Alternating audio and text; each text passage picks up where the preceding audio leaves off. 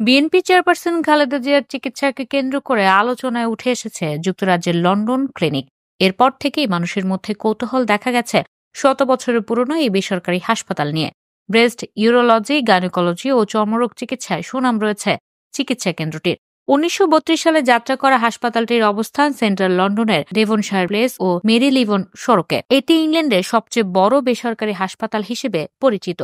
আন্তর্জাতিক গণমাধ্যম সূত্রে জানা যায়, লন্ডন হাসপাতালে চিকিৎসা নিয়েছেন ব্রিটিশ যুবরাজ প্রিন্স অব ওয়েলস উইলিয়ামের স্ত্রী প্রিন্সেস অব ওয়েলস ক্যাথরিন। এছাড়া এই হাসপাতালে জন্মগ্রহণ করেছেন সাবেক ব্রিটিশ প্রধানমন্ত্রী ডেভিড ক্যামেরন। লন্ডন ক্লিনিকের রোগীর তালিকায় নাম লিখিয়েছেন যুক্তরাষ্ট্রের সাবেক প্রেসিডেন্ট জন এফ কেনেডি ও ব্রিটিশ আমেরিকান অভিনেত্রী লিজ টেইলর।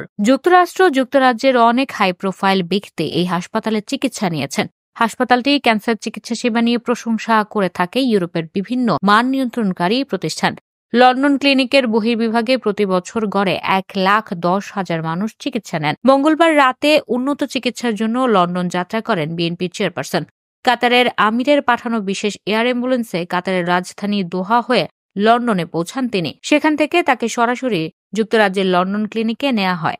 সেখানকার চিকিৎসকদের পরামর্শ অনুযায়ী খালেদা জিয়ার পরবর্তী চিকিৎসা চলবে। লন্ডন বিমানবন্দরে খালেদা জিয়াকে রিসিভ করেন তার বড় ছেলে বিএনপির ভারপ্রাপ্ত চেয়ারম্যান তারেক রহমান ও তার স্ত্রী জুবাইদা রহমান। আর ঢাকা থেকে খালেদা জিয়ার সঙ্গে চিকিৎসকদের পাশাপাশি তার ছোট ছেলে আরাফাত রহমান কোকের স্ত্রী সৈয়দা শর্মিলা রহমান সিথিও গেছেন।